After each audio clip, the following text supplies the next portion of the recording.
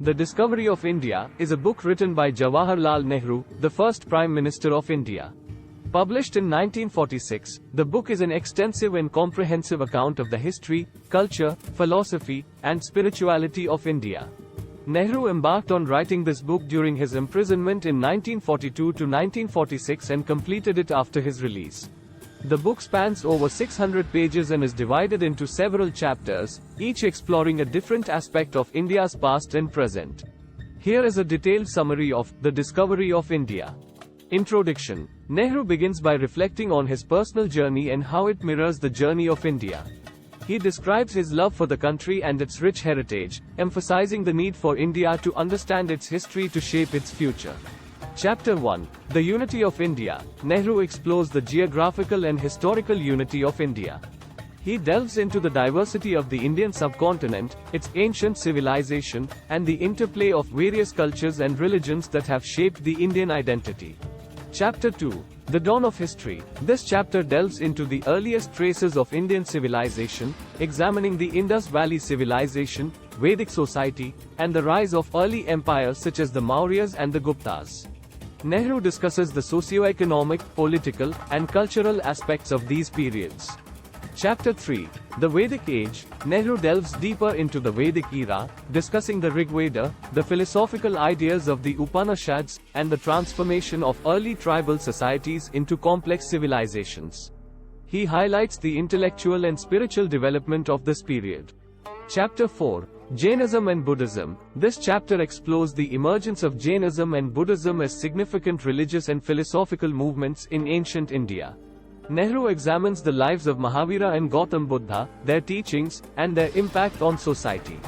Chapter 5. The Classical Age. Nehru discusses the Gupta Empire and the intellectual flowering of India during this period.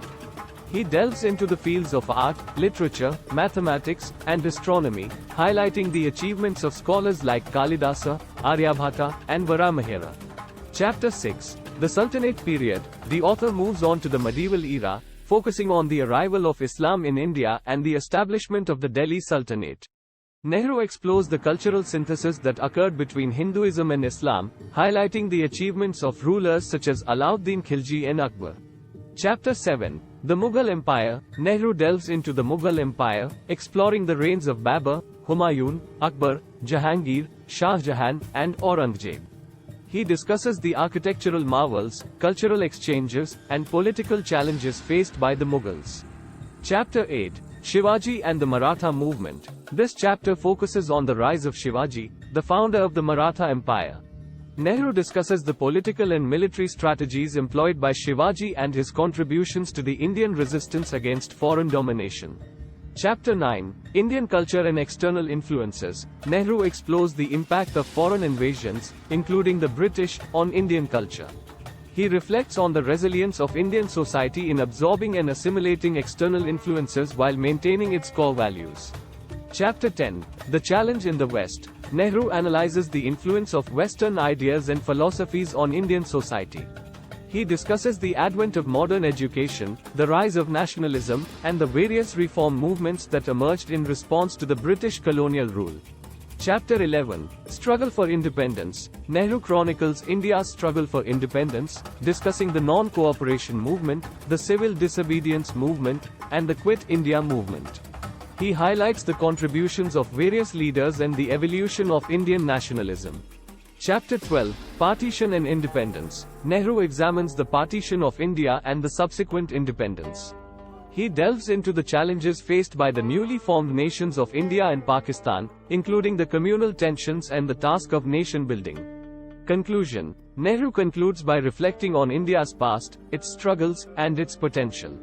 He emphasizes the need for a scientific temper, social justice, and communal harmony to shape India's future.